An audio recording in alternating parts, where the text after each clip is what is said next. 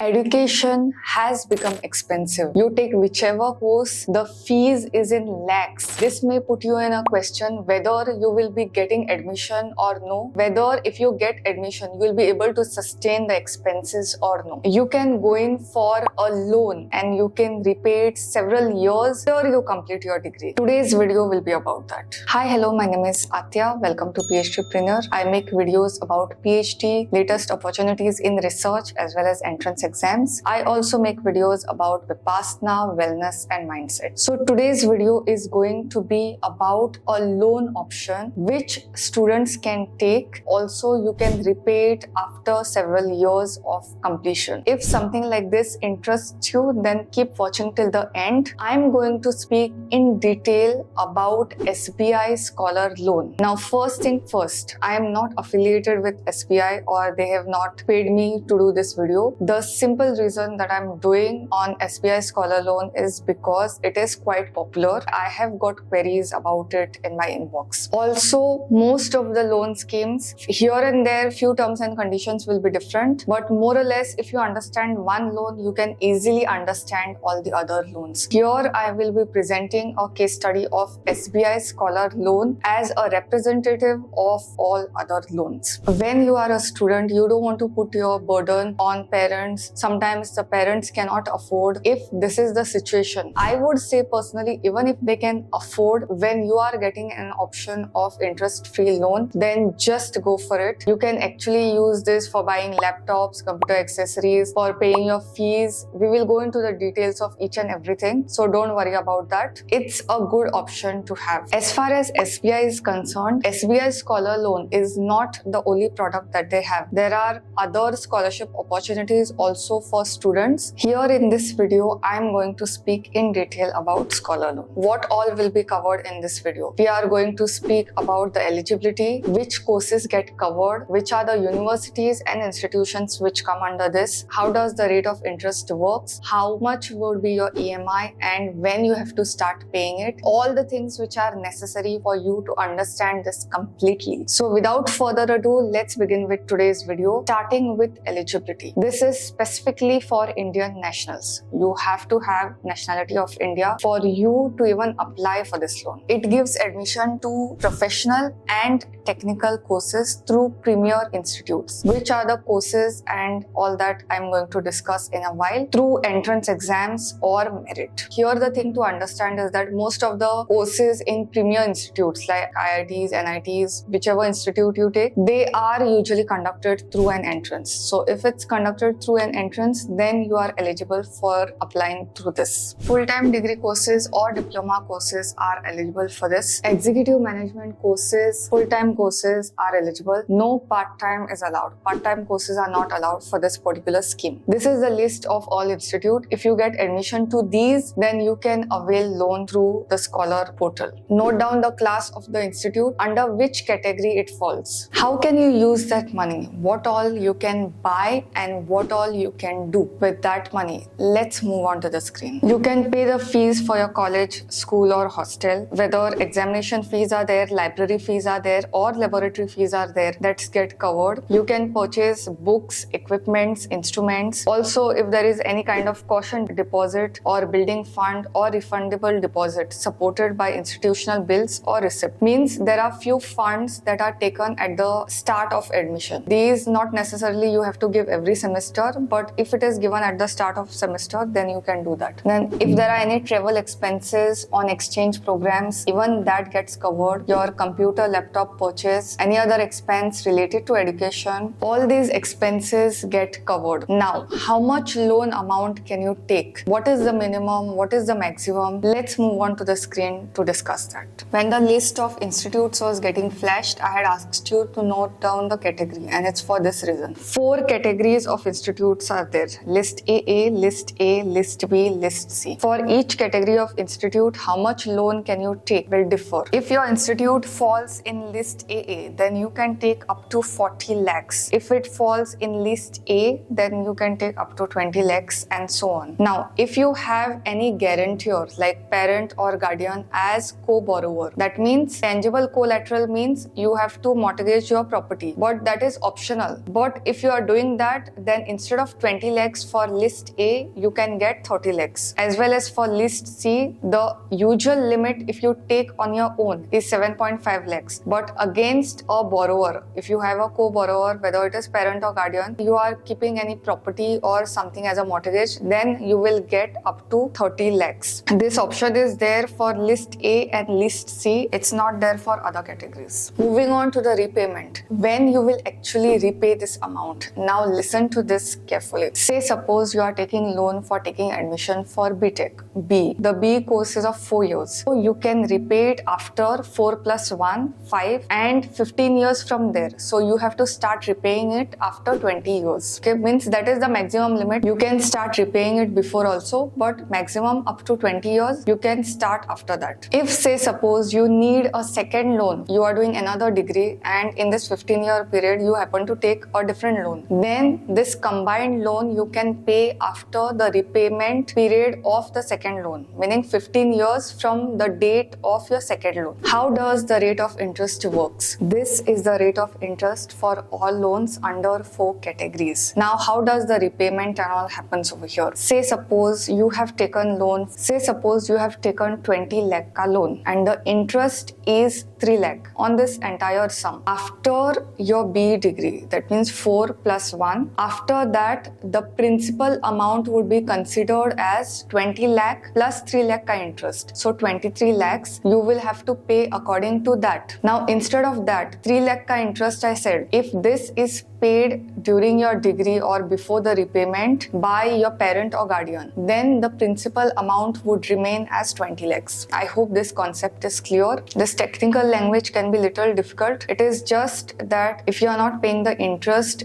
during your study or during the period, then the principal amount would be the amount that you have taken loan as well as the interest. But if somebody from your home is paying the interest, the 3 lakh ka interest only, not the main amount, in that case the principal amount for which the loan is considered would be 20 lakh and not 23 lakhs. What kind of documents are required? Before understanding what kind of documents are required, first you need to understand 3 terms: applicant, co-applicant and guarantor. Applicant means you, the student, whoever is applying for the loan, that person is called as applicant. Co-applicant meaning somebody who will apply with you. In your case it could be a parent or a guardian or a spouse if it is applicable. Guarantor would be somebody who can be a relative from your family or friend. In some loans, guarantor and co-applicant is the same thing. The purpose of guarantor means if say suppose tomorrow for any bad reason you are not able to pay the loan, then your loan would be paid by the guarantor. With these concepts in place, these are the documents that are required for an applicant, that is you. You can pause the video and have a look. These are also the documents which are required by a co-applicant, that could be your parent or a guardian, and they need to have a stable income source. These are the documents which are required by a guarantor. You need to have these things in place so that you are able to apply for this. Make sure that whatever documents you submit are self-attested. When you take a loan, understanding the exact EMI at whatever interest can be really tough to understand. So what I did when I was researching for this video, I came across this link. You just have to put the rate of interest over here, the loan over here. So in this case, it will give you how much of EMI you have to pay every month that you can fulfill the criteria of loan amount. It will be easier for you to calculate this way rather than sitting manually and writing things down. For further details, you can contact your nearest SBI branches. Most of the branches in their campus, they already have this facility and you can always avail it, or you can contact your nearest SBI center for more details. I hope today's video was useful. If you have any further request for